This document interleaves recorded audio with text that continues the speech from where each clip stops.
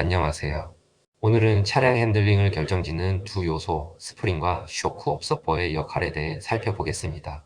이번 강의는 튜닝의 기초 이론에 초점을 맞췄으며, 이러한 원리를 이해하면 실제 셋업 과정에서 보다 명확한 판단과 방향 설정이 가능해집니다. 핸들링을 어떻게 조율할 것인가, 그 판단 기준의 핵심을 함께 정리해 보겠습니다. 차량의 움직임을 조율하는 핵심 장치가 바로 서스펜션입니다. 타이어, 스프링, 쇼크 옵서버, 그리고 링크 구조로 구성되어 있으며 차체와 바퀴를 연결해 상대적인 움직임을 만들어내는 메커니즘입니다. 이 시스템은 노면 접지력, 핸들링, 승차감이라는 세 가지 핵심 역할을 동시에 수행합니다. 서스펜션 셋업이 잘못되면 차량 거동이 망가지기 시작합니다. 예를 들어 급정거할 때 차가 앞으로 고꾸라지는 피칭, 코너에서 몸을 기울이듯 쏠리는 롤링 또는 계속 위아래로 출렁이는 바운싱처럼요. 이런 현상들은 의도하지 않은 움직임이고 모두 서스펜션의 균형이 깨졌을 때 나타나는 신호입니다. 많은 분들이 스프링 하중과 스프링 상수를 같은 개념으로 혼동하시지만 이 둘은 명확히 구분됩니다. 스프링 상수, 즉 K값은 스프링의 성격에 해당하며 뻣뻣한지 유연한지를 결정짓는 고유한 특성입니다. 이 값은 한번 정해지면 변하지 않고 차량의 기본적인 거동을 좌우하는 핵심 요소입니다. 그런데 스프링이 눌리는 정도에 따라 강성이 계속 달라지는, 즉 비선형적인 특성을 가진 경우에는 운전자가 차량의 반응을 예측하기 훨씬 어려워집니다. 반면 스프링 하중피는 스프링의 상태를 의미합니다. 즉 현재 얼마만큼 눌려 있는지를 나타내며 상황에 따라 계속 변하게 됩니다. 예를 들어 스프링 상수가 26,269Nm/m인 경우 3cm만 눌렸을 때 하중은 약 667N이지만 20cm까지 눌리면 5,337N까지 증가합니다. 스프링의 성격 K는 변하지 않지만 상대피는 눌리는 정도에 따라 달라진다는 점이 핵심입니다. 이제 개념을 이해했으니 한 가지 질문을 던져보겠습니다. 스프링 상수가 500Nm/m인 제품을 장착했다고 가정해 봅시다. 그렇다면 바퀴가 노면에 500Nm/m의 강성으로 그대로 반응할까요? 정답은 아닙니다. 그 이유는 스프링이 서스펜션 링크, 즉 지렛대 구조를 거쳐 바퀴에 연결되기 때문입니다. 이 구조 안에서 힘이 일부 손실되고 분산되기 때문에 실제로 바퀴가 노면에 전달하는 강성, 즉 휠 레이트는 스프링 상수보다 훨씬 낮아지게 됩니다. 이 수식은 스프링 레이트와 휠 레이트의 관계를 보여주는 식으로 실제 바퀴가 노면에 반응하는 강성인 휠 레이트를 계산할 수 있게 해줍니다. 스프링은 대부분 서스펜션 링크 구조를 통해 바퀴와 연결되기 때문에 장착 위치와 작동 지점에 따라 실제 전달되는 강성이 달라지게 됩니다.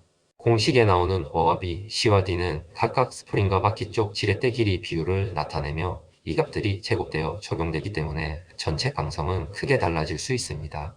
같은 스프링이라도 어디에 설치하느냐에 따라 바퀴가 느끼는 반응이 완전히 달라질 수 있으며 그로 인해 차량의 핸들링 특성 역시 크게 달라집니다. 앞에서 설명한 휠 레이트 공식에 실제 수치를 직접 대입해 휠 레이트를 계산해 보겠습니다. 스프링 상수가 약 8,929kg/m일 때 링크 구조의 작동 비율을 반영하면 바퀴에 전달되는 실제 강성, 즉 휠 레이트는 약 3,383kg/m로 계산됩니다.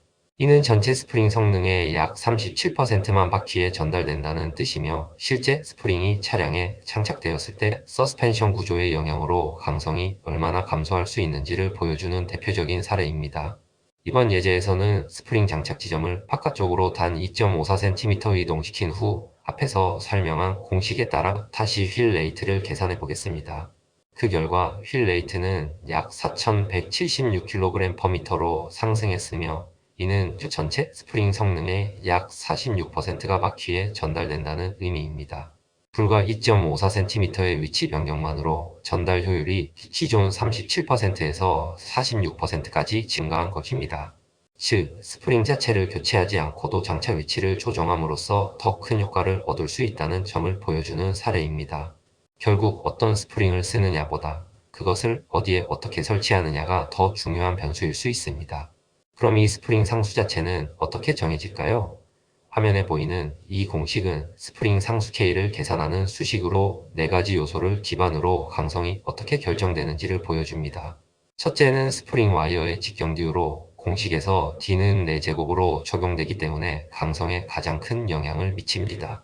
둘째는 재료의 비틀림 탄성 계수지, 셋째는 평균 지름디, 넷째는 감기 횟수N입니다. D와 N은 분모에 위치하기 때문에 값이 커질수록 전체 강성은 낮아지게 되죠. 이 식을 통해 어떤 구조와 체질의 스프링이 어떤 특성을 가질지를 수치적으로 계산할 수 있습니다. 앞서 본 스프링 강성 공식을 이용하면 스프링의 형상과 재료 정보를 바탕으로 스프링 레이트를 하나의 수치로 계산할 수 있습니다. 예를 들어 이 예제에서는 비틀림 탄성 계수 G가 76,923MPa, 와이어 지름디가 15.748mm, 평균 코일 지름디가 127mm, 감김수 N이 10개일 때 계산 결과 스프링 강성은 약 28,870Nm/m로 산출됩니다. 즉, 스프링의 형상 정보만 알고 있다면 그 강성을 정확히 계산할 수 있다는 뜻입니다. 참고로 사용된 재료의 비틀림 탄성 계수지는 대부분의 강철 스프링에서 거의 동일하게 적용됩니다. 앞에서 스프링 형상과 재료를 바탕으로 스프링 레이트를 계산해봤죠. 이번에는 감김 수만 하나 줄였을 때 어떤 변화가 생기는지 살펴보겠습니다. 같은 조건에서 감김 수를 10개에서 9개로 줄였더니 스프링 레이트는 약 28,870Nm/m에서 32,079Nm/m로 약 11% 증가했습니다. 많은 분들이 스프링을 자르면 단순히 차고만 낮아진다고 생각하지만 실제로는 스프링의 특성 자체가 바뀝니다. 길이가 짧아진 만큼 더 단단해지고 그로 인해 서스펜션 전체 거동에 영향을 미치게 되죠. 따라서 튜닝에서 스프링을 자르는 행위는 단순한 자가 정비가 아니라 차량의 성격을 바꾸는 중요한 작업이라는 점을 꼭 기억하셔야 합니다. 스프링만큼 중요한 조연이 바로 자운스 범퍼입니다. 이 부품을 단순히 고무 덩어리쯤으로 생각해 제거하거나 없는 상태로 조립하는 경우가 의외로 많지만 이는 큰 착각입니다. 자운스 범퍼는 큰 충격 상황에서 서스펜션이 끝까지 눌리는 걸 방지하고 금속 간 충돌을 막아주는 완충 역할을 합니다. 그래프를 보면 평소에는 별다른 역할을 하지 않다가 특정 구간 이후부터는 마치 또 하나의 스프링처럼 작동해 전체 스프링 레이트를 비선형적으로 증가시킵니다. 즉, 자운스 범퍼도 차량 거동에 직접 영향을 주는 숨겨진 스프링이라 할 수 있죠. 이처럼 서스펜션 구성에서 자운스 범퍼는 결코 빼놓을 수 없는 중요한 요소입니다. 레이싱 환경에서는 일반 주행보다 훨씬 더 많은 요소들을 함께 고려해야 합니다. 예를 들어 인디애나폴리스처럼 좌회전만 반복하는 오벌 트랙에서는 차량이 지속적으로 오른쪽으로 쏠리는 특성을 반영해 오른쪽 스프링을 더 강하게 설정합니다. 또 하나 중요한 변수는 다운포스입니다. 일반 차량은 공차 중량 대비 스프링 강성이 비교적 낮지만 사진에 보이는 에어로 키트가 장착된 인디카처럼 고속 주행 중 강한 다운포스를 받는 레이스카는 차량 무게의 2배에 가까운 하중이 서스펜션에 가해지기 때문에 훨씬 높은 스프링 강성이 필요해집니다. 여기에 트랙의 경사, 즉 뱅크 각도까지 고려하면 수직 하중은 더욱 커지고 경사각이 25도 이상인 경우에는 평지보다 2배 이상의 스프링 강성이 요구되기도 합니다. 공기 저항을 줄이고 불필요한 자체 움직임을 최소화하기 위해 차고를 낮추려는 경우가 많습니다. 이를 위해 로우 스프링을 별도로 장착하기도 합니다. 하지만 스프링은 단단하다고 무조건 좋은 것이 아닙니다. 부드러울수록 타이어가 노면을 더 잘 따라가며 접지력을 확보하기에 유리합니다. 반대로 스프링이 너무 약하면 서스펜션이 끝까지 압축되면서 금속 간 접촉이 발생하고 이로 인해 강성이 급격히 증가해 타이어가 노면에서 순간적으로 뛰어오를 수 있습니다. 즉, 서스펜션 세팅이 잘못되면 순간적으로 접지력이 완전히 끊기고 이로 인해 심각한 사고로 직결될 수 있습니다. 차고를 조절할 때는 순정 스프링을 소량 절단하는 방식이 가장 현실적이고 보수적인 방법입니다. 단, 절단 가능한 스프링은 텐젠셜 형태에 한정되며 스퀘어엔드나 피그테일 형태는 절단 시 고정이 불가능해 사용해서는 안 됩니다. 또한 토치처럼 열을 가하는 방식은 재료의 특성을 변화시켜 스프링 본래의 성능을 손상시키므로 반드시 열을 사용하지 않고 그라인더로 절단해야 합니다. 짧은 길이 변화도 차고와 승차감에 민감하게 영향을 미치기 때문에 절단은 최대 2인치를 넘기지 않는 것이 바람직합니다. 쇼크 업소퍼는 흔히 댐퍼라고도 불리며 스프링의 진동을 제어하는 핵심 장치입니다. 스프링은 충격을 흡수한 뒤 포골력에 의해 튀어오르려는 성질이 강해 이를 그대로 두면 차량이 지속적으로 상하로 출렁이게 됩니다.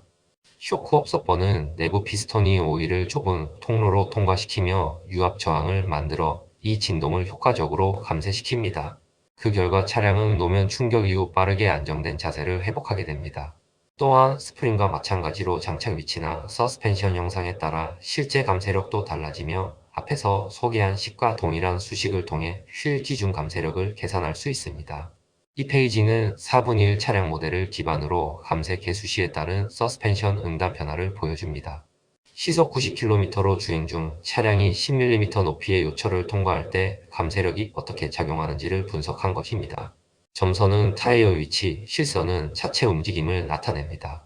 감세력이 너무 작으면 충격 이후 차체와 타이어 모두 진동이 오래 지속되며 특히 타이어가 노면에서 반복적으로 휘어오르며 접지력이 불안정해집니다. 반면 감세력이 너무 크면 진동은 빠르게 억제되지만 초기 충격에 대한 반응이 둔해지고 노면 추종성이 떨어질 수 있습니다. 이처럼 감세력은 차량의 주행 안정성과 승차감 모두에 민감한 영향을 주며 적절한 세팅이 매우 중요하다는 점을 시사합니다.